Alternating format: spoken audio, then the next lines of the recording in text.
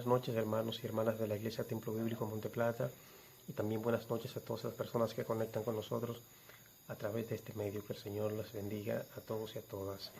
Como habíamos anunciado, hoy seguimos trabajando con los comentarios y las reflexiones del libro de Daniel. Hoy nos corresponde seguir con el capítulo 3. Antes de comenzar en el capítulo 3, y esto que nos sirva de introducción, quiero leer lo que dice la Biblia en el capítulo 2 y versículo 47. El rey habló a Daniel y dijo: ciertamente el Dios vuestro es Dios de dioses y Señor de los reyes. Dios de dioses y Señor de los reyes. Esta sentencia, esta frase, este reconocimiento del rey al Dios de Daniel, a Jehová Dios de los ejércitos, parecían haber despejado toda duda de que no se necesitaba un Dios más en la mitología babilónica donde había tantos dioses. Y sin embargo, este mismo hombre ordena levantar en el capítulo 3, versículo 1, una estatua de proporciones extraordinarias con el fin de que sea adorada.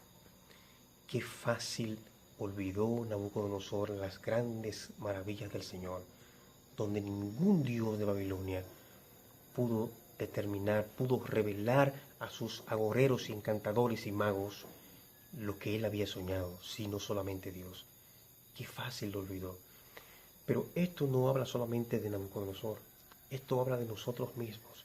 En nuestra condición humana, qué fácil olvidamos grandes hazañas de Dios a nuestro favor. Qué fácil tiramos todo por el suelo. Dios ha hecho tanto por nosotros y ha mostrado, muestra su poder en tantas cosas, y a veces lo olvidamos, a veces soslayamos y tiramos allá al lado lo que Dios ha hecho por nosotros. Este hombre, en esta imagen, había concentrado tanta fuerza y tanto poder inimaginables, porque él le dio un valor grande en metálico. Esta estatua de 27 metros de alto y de 2.7 metros de ancho era con oro. El valor en metálico era tremendo, pero el valor sentimental de esta estatua, grande, porque esa estatua era una personificación de él mismo. Otra cosa, el valor religioso. Esa estatua había que adorarla porque era Dios. Era un Dios, un pseudo Dios, increíble. Y era capaz de enviar a cualquiera al horno de fuego si se resistía a la adoración de dicha imagen. Eso ponía en mucho aprieto a los muchachos judíos, Sadrach, Mesach y Abednego, que estaban ahí y que estaban en los negocios del rey de Babilonia.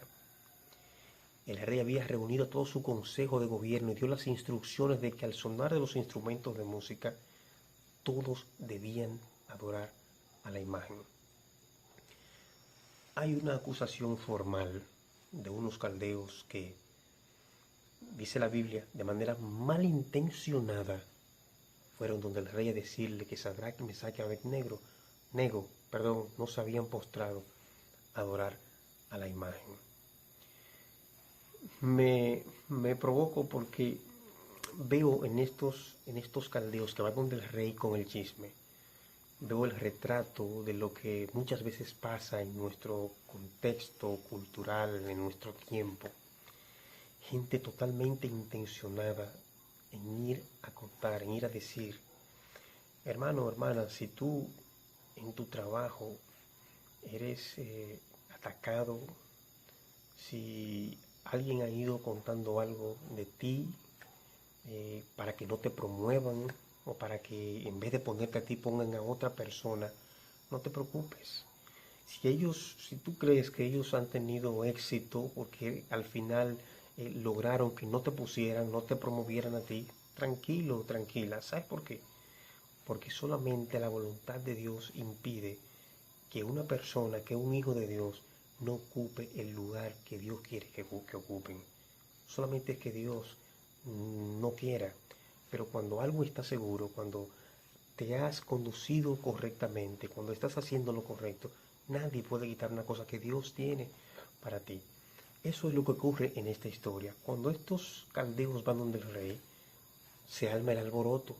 Y el rey actuó correctamente porque el rey no toma una decisión en función de lo que ellos dijeron y llama a los muchachos, Sadrach, Mesach y Abednego, para analizar este asunto. Y dice el versículo 14, habló Nabucodonosor y les dijo, es verdad, Sadrach, Mesach y Abednego, es verdad que vosotros no honráis a mi Dios, ni adoráis la estatua de oro que he levantado. El sentir, el sentir del texto aquí no era solamente preguntar para determinar si era verdad o era mentira. La idea también que da el texto es determinar si ellos lo habían hecho voluntariamente, si ellos lo habían hecho adrede. Porque si era así, era un desafío flagrante a la persona, no solamente del Dios, los dioses no son nada, a la persona del rey. Era un desafío. El rey tiene tanta ira que al final de lo que él dice, se atreve a decir lo siguiente. ¿Y qué Dios será aquel que os libre de mis manos? ¿Qué Dios será aquel que os libre de mis manos? El rey estaba convencido porque él tenía patria potestad de que nadie podría librarse de sus manos si él decidía quitar la vida a alguien. La patria potestad lo que habla era de que ellos tenían poder sobre la vida de las personas. Ningún rey era sometido penalmente por el quitarle la vida a una persona del reino, nadie. Ellos tenían poder sobre la vida y la muerte de las personas. Así que no iba a pasar nada, y nadie iba a impedir que cualquier persona de ahí fuese lanzada al horno de fuego. Pues, si el rey se ha sentido desafiado con estos muchachos, todavía no es nada. El desafío grande viene ahora cuando ellos dicen de la siguiente manera. Sadrach, Mesach y Abednego respondieron al rey Nabucodonosor diciendo, no es necesario que te respondamos sobre este asunto. He aquí, nuestro Dios a quien servimos puede librarnos del horno de fuego ardiendo, y de tu mano, oh rey, nos librará. Esto es increíble. Esto es lo que se llama una verdadera fe puesta en acción. Esto se llama pasar la fe al siguiente escalón, dejar la fe teórica y llevarla a la acción. Hay algo importante que se da en esta parte aquí. Fíjense aquí este detalle. La Biblia dice, he aquí nuestro Dios a quien servimos puede librarnos del horno de fuego ardiendo. La fe de ellos no fue una fe arrogante. La fe consistió en ese punto específico, en estar claro de que Dios tenía el poder de librarlos, que Dios tenía fuerza para librarlos si era su voluntad. Oigan esa parte, si era su voluntad, y ellos lo dicen aquí, y si no, o sea, si Dios no nos libra, y si no, sepas, oh rey, que no serviremos a tus dioses, tampoco adoraremos a la estatua que has levantado. Hay veces que el creyente ora, que el creyente cree, que el creyente pone algo en las manos del Señor y sencillamente no ocurre como esperábamos. Significa en el 100% de las veces que no lo pedimos con fe. Usted muchas veces no ha pedido con la seguridad de que Dios va a hacer o que Dios tiene el poder de hacer lo que usted está pidiendo y no pasa nada. No necesariamente es porque usted no haya tenido fe. Lo que pasa es que sobre todas las cosas está la voluntad de Dios. Vamos a analizar lo siguiente.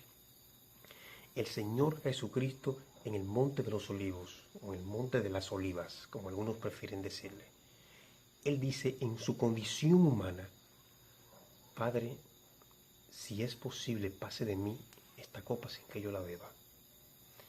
Y en ese entonces el Señor tenía grandes gotas de sudor que eran como de sangre, pidiendo de esta manera, si es posible, pase de mí esta copa sin que yo la beba. Habiendo pedido eso, el Señor terminó en la cruz. Significa que el Señor pidió y no tuvo fe, porque lo que Él pidió no se le concedió en ninguna manera. La voluntad de Dios es, según el libro de Romanos, agradable y perfecta. Al final, díganme ustedes que han creído al Señor, si no fue agradable y perfecto que se hiciese la voluntad de Dios. Y el mismo Señor en la oración dice que no se haga mi voluntad sino la tuya. O sea, no es que yo no tengo fe, tú puedes vibrar en lo que estoy diciendo, tú eres Dios, pero quiero que se haga tu voluntad, porque esa voluntad tuya siempre será agradable y perfecta. Si nosotros sometemos a un examen, la voluntad de Dios siempre va a dar agradable y perfecta. Ahora yo quiero que nosotros hagamos un ejercicio y que nosotros pensemos de manera global en cómo ha sido nuestro accionar hablando de fe.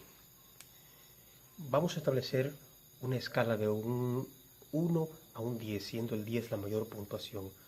¿Cómo has actuado tú en cuanto a tu fe delante del Señor en toda tu vida cristiana? ¿Cómo te has manejado? Del 1 al 10. ¿Tú has creído siempre? ¿Tú crees, tienes la certeza de que Dios va a hacer lo que tú dices? O no que Dios va a hacer lo que tú dices, sino que Dios puede hacer, como dice la Biblia, mucho más abundantemente de como tú estás pidiendo. Es importante eso. Es importante que nosotros evaluemos cómo ha sido, cómo hemos andado caminando en nuestra fe. Definitivamente es importante que nosotros sepamos que Dios opera en el mundo de lo imposible, en el campo de lo imposible. Dios no se lleva gloria en lo que humanamente es posible. Dios se lleva la gloria de manera más cabal, más genuina, cuando ya nosotros decimos, no podemos más. Ahora, si tú crees que has fallado en tu fe porque Dios no te ha concedido lo que has pedido, muy probable que te estés equivocando. Quizás en algún momento sí, quizás has dudado. La historia de Pedro en el agua nos permite ver que en el proceso dudamos y caemos y fallamos. Y Santiago dice, no recibes lo que pides porque pides mal para gastar en tus deleites.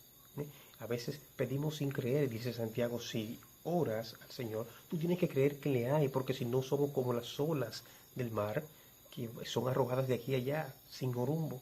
Tenemos que creerle que le hay. Ahora, esa fe siempre debe ir acompañada, siempre debe decirnos, siempre tenemos que tener presente que la voluntad de Dios debe, y así queremos que se imponga sobre todas las cosas.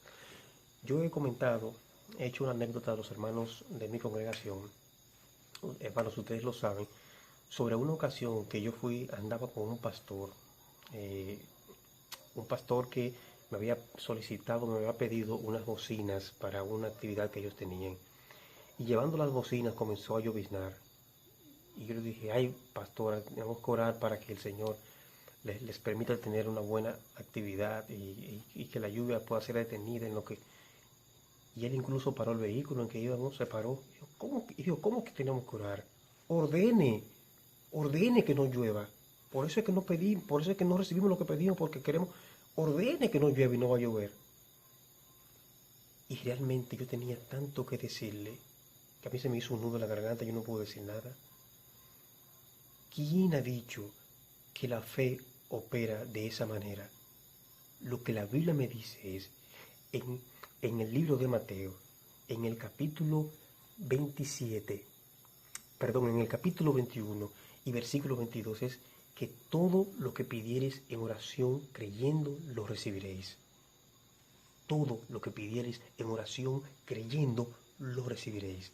No, yo no tengo que estar ordenando las cosas para que ocurran, porque yo no tengo poder en mí mismo para hacer que las cosas ocurran. Él me dice, ¿cómo que tenemos que orar? Ordene. Esa no es la postura bíblica, esa no es lo que enseña la Biblia en cuanto a la fe. Ojalá que nuestra fe sea puesta en acción, ojalá que creamos que Dios puede hacer las cosas mucho más abundantemente de como pedimos, pero que no nos lleguemos a creer que tenemos la autoridad para hacerlo por nosotros mismos. También, hermanos, recordemos siempre que no es que no tengamos fe cada vez que oramos, es que la voluntad de Dios debe imponerse y así queremos que sea, porque esa voluntad es agradable y perfecta. Para concluir esta parte aquí, bueno, ya, ustedes no van a adorar a la estatua que he levantado. Vamos a ver como él dijo en el versículo 15, que Dios los va a liberar a ustedes y manda a calentar el horno 7 veces más. Yo estuve leyendo un comentario de un comentarista que decía que eso no es posible determinar, cuantificar eso en un horno que sea 7 veces calentado. Pues yo puedo decir que ese hombre, ese comentarista, no fue nunca panadero, nunca ha estado frente a un horno. Porque la cantidad, si es por ejemplo de leña, de madera que usted le echa al horno, va a determinar la intensidad del fuego. Eso es claro. Cuando uno comienza a aprender a hornear en hornos como los que se usaban antes de leña, que dicen claro, no entres si es de panadería el pan con las llamas, por 2 razones. La razón número uno es que es muy fuerte para el cuerpo humano y sobre todo para los ojos. Y número 2, porque si vas a meter el pan, ya cuando va por el sartén número 5, el primero está quemado por arriba y por abajo, pero por dentro está crudo. Los hornos de la época permitían recalentarse dependiendo de la cantidad de cosas que se le echaban para el calentamiento. No dice a la Biblia ahí que le echaron para recalentarlo 7 veces, pero sí yo sé que he estado frente a hornos, que un horno puede calentarse más de lo que se acostumbra a hacer dependiendo de la cantidad de combustible que usted le ponga. El rey manda a recalentar estos 7 veces y está claro de que no hay posibilidad alguna de que estos muchachos se libren de ese horno de fuego. Pues hombres fuertes, hombres vigorosos, levantan estos muchachos, lo tiran ahí, cuando se acercan a este horno, dice la Biblia que pierden la vida y desafortunadamente para estos hombres ellos perdieron la vida, pero afortunadamente para nosotros eso nos da como evidencia de que el horno era real, de que el fuego, de que el vapor, de que el peligro era real.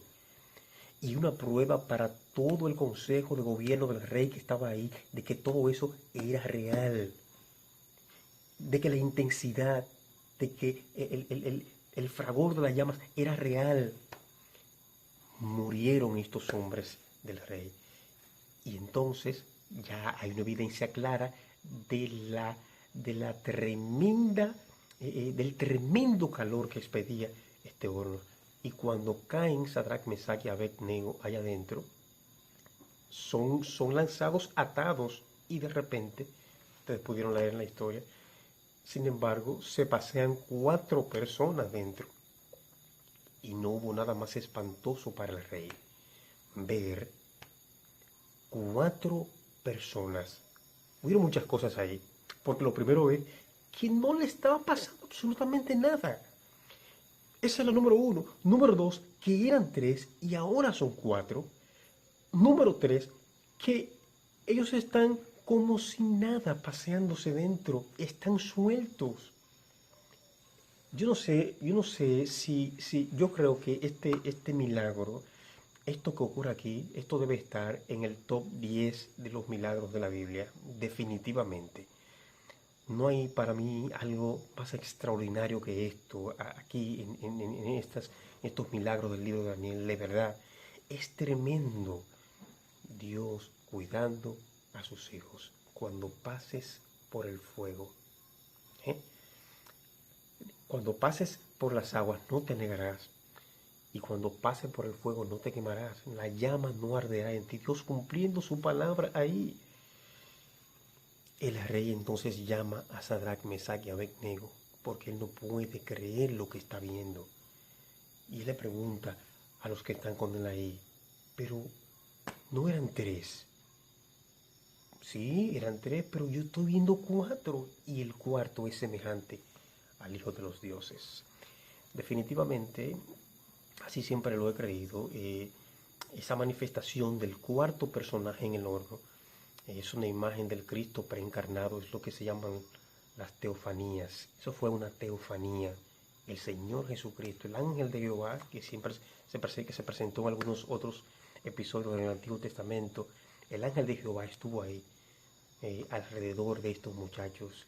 Y qué bueno que Dios tenía la respuesta al momento más difícil, a la prueba más difícil de la fe de estos muchachos. Hermano, no importa cuán difícil sea la prueba que estemos atravesando, el Señor tiene la respuesta, tiene la solución y tiene el cuidado de cada uno de nosotros. Cuando el rey manda llamar a estos muchachos que salen de ahí, no lo pueden creer, ni siquiera huelen a humo. No hay una hebra de cabello que se les haya quemado. Salen con las sandalias, con su turbante, con todo. Dios manifestando su poder y manifestando su misericordia.